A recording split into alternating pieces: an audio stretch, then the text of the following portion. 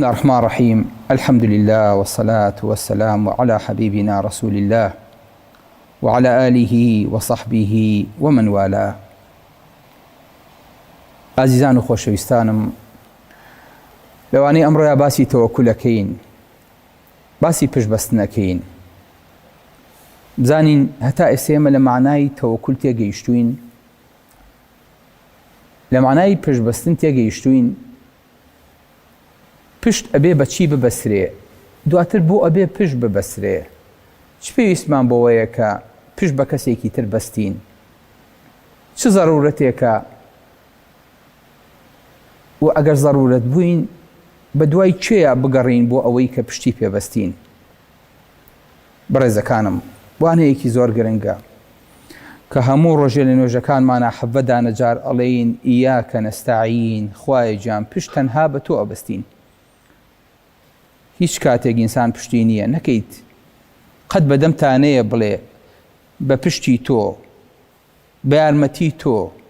نا، هەر کاتێک خوای گەورە لە هاوکێشەکانە لابرد کەس ناتوانێت فریاد کەوێ، لەبەرەوە هەرچیەکت کرد هەبی بەسە بە پەروەردگارتەوە، چونکە ئینسان زەعیفە، زەعیفیش حەزەکا پاڵ بە بەهێزیەکەوە. ئینسان ئەبێ پشت بە خاوەن سەرمایەکەوە، سەرکردەیەکەوە، کەسێکی زیندووەوە، کەسێکی خاوەن دەسەڵاتەوە، کەسێکی خاوەن پارەوە. بەڵام ئەم کەسی خاوەن پارەیەوە ئەزانێ پارەکەی ئیپارێزێ، یەحسەب ئەنە مالەه ئەخلەدە، پارەکەی فریای خۆی ناکەوێ. چۆن فریای تۆکەوێ؟ ئەم دەسەڵاتدارە هیچی بۆ خۆی پێ ناکرێت، چۆن بۆ تۆی پێ ئەکرێ؟ ئەم دەسەڵاتدارە بەیانی ئەمرێ، بەڵام تۆ پێویستت بە کەسێکە زیندوو بێ. بۆیە وتەوەکەل عەلە الحەی الەذی لا یەموت، پشت بەستە بە کەسێک کە زیندوو بێ، نەمرێت. ئەم کەسە نەزانە، تۆ پێویستت بە یەکە زانا بێت. بۆیە وەسیع رەبنا كل شەیء علما عەلى الله تەوەکەلنا. خوای گەورە هەم علمی بە هەموو شتێک هەیە، زانایە بە هەموو شتێک، کەواتە ئەو شایانی تەوەکولە. بەڵێ کەسێکە پێویستە کە بەتوانا بێ، ومن یتەوەکەل عەلى الله فإن الله عەزیز. خوای گەورە بە عیزەت و بەتوانایە، حەکیم و داناشە. کەواتە لە سفەتەکانی ئەوانەی کە پشتی پێ ئەبەستیت و ئەچی بۆ لایەن و داوای هاوکاریان لێ یەکەیت، ئەبێت کەسێ بێ کە تەواو متمانەت پێی بێ و بەخشندە بێ و هیچ لە مقابلا داوا نەکات. قل هو الرحمن آمنا به وعليه توكلنا. ئەوە خوایە و ڕەحمانە و بەخشندەیە و ئێمە هاواری لێ ئەەکەین و پەنای بۆ بین و پشتی پێبەستین. لە مقابلا هیچی لەمان ناوێت. سبحان الله. وڵی خۆشەویستەکانم، ئەم کەلیمەی تەوەکولە ئەو نەقورسە لەسەر دڵم. قەسەم بەخوا ئەگەر خوای گەورە بۆ خۆی نەیوتایە من لە ڕووم نەئەهاو بێڵێم. زان بۆ؟ چونکە تۆ ئەرێ بەڕاست تەوەکول لە چیەوە هاتووە؟ ئەها من ئیشێکی دایرەمە بێڵم کاکە وەرە وەکالەتێکە بۆ بکەمەوە، تۆ وەکیلی من بە. لەناو کەسەکان تا چی هەڵەبژێری؟ کەسێکی لە خۆ مناڵتر، کەسێکی خواردەسی خۆت، کەسێکی مۆزەفی خۆت ئەڵی وەرە با وەکالەتێکە بۆ بکەمەوە، با منەوە هات چۆنەکەم. الله، ئەم کەسە کە هەڵێ بژێری لەوانەیە برایەکی پشکۆلی خۆ بێ. ئەگەر محامیە بێ خۆ چاکتر، ئەی بۆ محامیەک نەگرم ئیشەکانیشم بە بەڕێکە. ئەگەر زابتێ کوراو هەر ئەو حەزۆز ئەو دەستی شێڕوە کەس دەقسید. ئەگەر مدیری دایرەکە بێ بڵێ وەکالەتێ بۆ تۆکەمەوە تۆ ئیشەکانم بۆ ڕاپەڕێنە. ئەگەر وەزیر بێ، جا وەزیر بەس بچم بۆ لای وەزیر بڵێم وەرە وەکالەتێ بۆ ئەەکەمەوە، ئەڵێ چی؟ ئەڵێ لە منی بچووکتر دەست نەکە وەکالەتی بۆ بکەیتەوە، لە منێ بێئیشتر دەست نەکەوت. الله، ئەگەر پاشای پاشاکان بێڵێ چی؟ تۆ قەت بیری لەمە کردێتەوە؟ تۆ وەکالەت بۆ چی ئەەکەیتەوە؟ خوایەکی عەلیمی خەبیری زیندووی دانایی لێزانی بەسیری ڕەحمان ئەو بە تۆ ئەڵێ بمکە بە وەکیل و حەق نەبێ و بڕۆ بەڕێی خۆتەوە من ئیشەکانە بۆ ئەەکەم. سەیری ئەم پشتەکە، سەیری ئەم دەسەڵاتەکە کە خوای گەورە ئەگەر نا بەخوا من لە ڕووم نە ئاها بڵێم خوایە تۆ وەکیلی من بە، خوایە تۆ شوێنی من بگرەوە، خوایە تۆ کارەکانم بەڕاپەڕێنە. ئەستەغفر الله. ئینسان چۆن لە ڕوویە؟ بۆیە ئیمامی ئەحمەد دەفەرمێ هو صدق الاعتماد القلب على الله.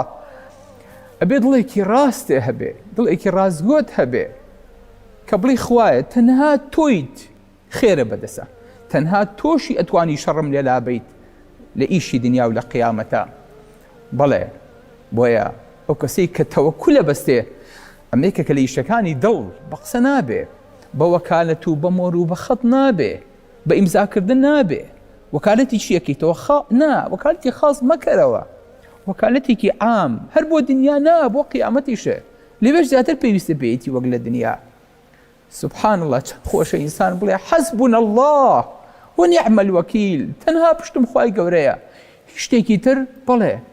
ئەم دڵە نابێ بە بەنی ئادەمەوە، نابێ کە خوای گەورە دانا بە وەکیل لەگەڵیشیا دڵێ بە بەنی ئادەمێ خۆش بێ، بڵێ بەخوا ئەویش ناسیاوێکیشم هەیە، ئەویش تۆزێ پاڵ بە ئیشەکەوانێ و هینێکشم کردو، تۆزێ بەرتیلیشم ماوە و تەلەفۆنم بۆ فڵان کەسیش کردو. نا، ئەو تەوەکولار بێ لەو قەلبەیە بێ.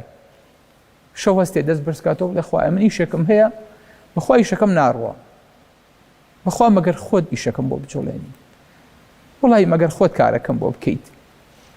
چەند خۆشە ئینسان بەم شێوەیە لەگەڵ خوای گەورەیە بڵێ خوای گەورە من تۆم ناسیوە، ئەسبابەکانیشم گرتووەتە بەرەوەنی هەر دانیشت بم، هەنگاوم بۆ ناوە، دڵیشم بەستۆ بە تۆوە، گومانی باشیشم پێێتە. خوایە جان ئەوە من خۆمەکەم بەو مردووەی کە لەبەر دەستی مردوو شۆرێکا چۆن هەڵمەژێڕیتەوە ئەم دیدی مەکەیت، هیچ دەسەڵاتێکم نییە. وأفوض أمري إلى الله. خوایە من کارەکەم تەفویضی تۆوەکەم، تۆ ئیشەکانم بۆ بکە. بەڕاستی الله چی وەلای چێ؟ فأين تذهبون؟ چم بەلای چێ؟ فەقیرەکەویت ئەو هەموو ڕەفیقە و هەبووە کاتی خۆی لەسەر سفرە و لەسەر خوان و لە مناسەبات و لەسەر پێکەوە دانیشتون کە ئیفلاسێک کرد، دەڵێ کاکە لێم قەوماوە بووم بەژێر پارەیەکی زۆرەوە، ئەگەر هاوکاریەکم کەن واللهی پاری داوەتێکە بۆ سەرف ناکەن. بۆیە خۆ فەقیر مەکە، چکە فەقیرێ ئەچێ بۆ لای فەقیرێ. ئەزانی وەکو چی وایە، وەکو دوو سوال کردوایە هەردووکیان ناوە دەستیان پان کردوێتەوە، دەستیان لە خەڵکێکی دەوڵەمەند و خواپێدا و بەخشندە پان کردوێتەوە. ئەم سوالکەریان دەچێ بۆ لای سوالکەرەکەی تر، ئەڵێ هاتە توخوا شتێکم پێ نابەخشیت، هەڵێ خۆ منیش وەکو تۆ سوالکەرم. خۆشەویستەکانم هەمومان لەم ژیانەیە یا ئەیوهە الناس ئەنتم الفقراء إلى الله. ئەی ئینسانەکان هەمووتان فەقیرن بۆ لای خوا، والله هو الغني الحميد. تەنها خوای گەورە غەنیە، تەنها خوای گەورە حەمیدە. بۆیە بچوو بەلای کەس، تو خوایەکی گەورەی لێزانی بەڕەحمت هەیە، هیچی ناوێ، هیچ یا الله یا الله خوای گەورە تەواو. ئیتر تۆ بەسرای بە ئاسمانەوە، بەسرای بە خوای خۆتەوە، چێ ئەتوانێ زەرەرە پێ بگەێنێ؟ چێ ئەتوانێ قانجازە پێ بگەێنێ خوانی کات؟ خوا هەموو کەون کۆ بێتەوە بیانە بێت یەک سوودە پێ بگەێن، واللهی نایگەێنن. قەسەم بە پەروەردگار بیانەوەی یەک زەرەر لێبن، واللهی نایگەێنن، بە ئەمری خوانە بێ. بۆیە موسا ئەلەم پەیامەتێک گەیشتە بوو لە کاتێکە بینی ئەوا فیرعەون لە پشتێوەیەتی، لە بەیانی دەمەولیڵەیە خەڵک کە هۆشیان کردە و ئەیانەوێت ڕاکەن و لە میسر دەرچن و فیرعەونیش بەخۆی و دار و دەستە و بە جوندیەکانەوە 2 ملیۆن جوندی هەبوو، 2 ملیۆن سەرباز، دوای 600,000 کەس کەوتووە، نیوەی ژن و مناڵە. قال أصحاب موسى إنا لمدركون. جەماعەتی موسا وتیان تیا چوین. فیرعەون لە دواوە و ئاویش لە پێشەوە، یانە خنکین یانە کوژین، هیچ مەجالێکی ترمان نییە. قال كلا إن معي ربي سيهدين. موسى وتی نا من خوام لەگەڵە هیدایەت مەیە مەترسن. فأوحينا يعني موسى بيش أمنية زاني نخير دفاعك يعني بدوايا. فأوحينا إلى موسى أن يضرب بعصاك البحر. طبعا بداركو بابا يعني شيء يعني فانفلق فكان كل فرق كالطود العظيم. كل فرق كالطود العظيم. وكو إنسانك زبلاح قاش كاتوا نیوەی ئاوەکە بەم دیوا وەستا و نیوەی ئاوەکە بۆ دیوا وەستا ڕێک ئەو شوێنە شەق بوو. جەماعەتی موسا و قەومەکەی پیاتێ پەڕبوون و پەڕینەوە. فێرعەون کە چووە سەر وشکانێکە موسا لەو سەرەوە بەدی کرد فێرعەونی ژێوێ پەڕێتەوە. جا خۆ پەڕێتەوە پەل و باڵیان ئەکات. ویستی دارەکەی پاباتەوە و ئاوەکە بێتەوە شوێنی خۆی بۆ ئەوەی کە فێرعەون نەتوانێت پەڕێتەوە. خوای گەورە فەرمی وەتروکی البەحر ڕەهوا. ئاوەکە لێگەڕێ دەستکاری مەکە. یعنی لێی گەڕێن فێرعەون بپڕێتەوە لێی گەڕێ ئیشی تۆ نییە لێی گەڕێ با ئاوەکە هەروە قاچ کاتەوە و ئەو شوێنە هەر وشکانی بێ. ئەزانی یعنی چی؟ یعنی ئاوەکە عینەن ئەم ئەشکەوتە چۆن لە خوارە وشکانیەکی دروست کردبوو لەسەرەوە ئاوەکە دابیەوە لە یەک وەکو قاچی زەلامێک کە لەسەرەوە یەک بێ و لە قاچەوە کرابێتەوە. ئەزان تێگەن یانی چی؟ یعنی ئاوەکە بیستەبت ئاوا بوو یعنی لە هەر سێلاوە بەناو ئاوا گوزەرتە کرد. چکە موسا ئەمەی بەس بوو کە پەڕیەوە بەڵام خوای گەورە فەرمی لێی گەڕێ چکە چاوەڕێی ناکرد. خوای گەورە بەخششێک و گەورەیەکی تری لەگەڵا کاوەکو چۆن هەرموو کاتێ خاوەنی گەورەی و بەخشش بووە تەسەوری ناکرد فێرعەون لەم لەحزەیە لەناوبەرێ کە چەند ساڵە کوڕا و کوڕی ڕەمسیس ئەیخۆن. خوای گەورە بۆی غەرق کرد لە چیا لە یەک تەوەکولا کەوتی ئینە مەعی ڕەبی سەیەهدین خۆم لەگەڵە و خوای گەورەش پەکم ناخا. الله ئەها یعنی بەرامبەر ئەو هەموو هێزە زەبەلاحەی فێرعەون موسا یەک عەسای بەکارهێنا بەڵێ هیچی تر دەستیشی بەکار نێنا نەخێر یەک عەسا. خۆ پێغەمبەری خوا ئەمەشی بەکار نەهێنا لە کاتێکا چووە ئەشکەوتێکی ئاواوە قەومەکەی بەدوایەوە بوون هەتاوەکو بیبەنەوە و هەریەکە و سەد حوشتر بەرێتەوە بەوەی سەری محەممەد یان سەری ئەبوبەکریان بردوتەوە و پارەیەکی زۆری بۆ تەرخان کراوە هەر کەسێک نێڵێ محەممەد و ئەبوبەکر سەفەرکەن. پێغەمبەری خوا سەڵ سەلەم دیسانێتەوە نا دیسان ئەشکەوت ئەشکۆ بوو بە چی نا ئەشکۆ نهێنی زۆر تایە خۆشەویستەکەم. ئەبوبەکرە فەرمێ وتمەی پێغەمبەری خوا ئەگەر یەکێکیان قەیتانی پێڵاوەکەی چاکە یان ئاوا سەیری خوارەوەکە یان دەست بە ئاو بگێنێ ئەمان بینێ. ئەبوبەکر خەمی پێغەمبەری خوای بوو صلی الله علیه وسلم بۆیە لە ئەشکەوتەکە تا ئۆقرەی بەخۆی ناگرت سا ئەو کون و کەلەبەر و شوێنانەی کە گومانێ برد مشک و حەشەرات و مار و شت بێنە دەرەوە هەمووی ئەگەر ئەو شوێنەی کە دەستی پێنی گەیشتایە قاچێ برد هەتاوەکو پێغەمبەری خوا سازم زەرەری پێنەگا خەمی خۆی نەبوو. پێغەمبەری خوا صلی الله علیه و فەرمی لا تەحزەن خەم مەخۆ ئین الله معنا خوای گەورەمان لەگەڵە. فأنزل الله سكينته عليه. أما يتوكل أما يبيك كلمة إتو بزانيت حمو والله نقل بردم أشكوتك يا خواي قورة بربستو مانعي كان بو دروسكا كهندي كلن دو كوتر بو ياخد لقل توري جاجالوك كانا والله همو دارو بردي مكيان هالبايتو بيغمبري أبو بكريان نادوزي صلى الله عليه وسلم حمو إن الله معنا خواهی گەورەیان لەگەڵ تەواو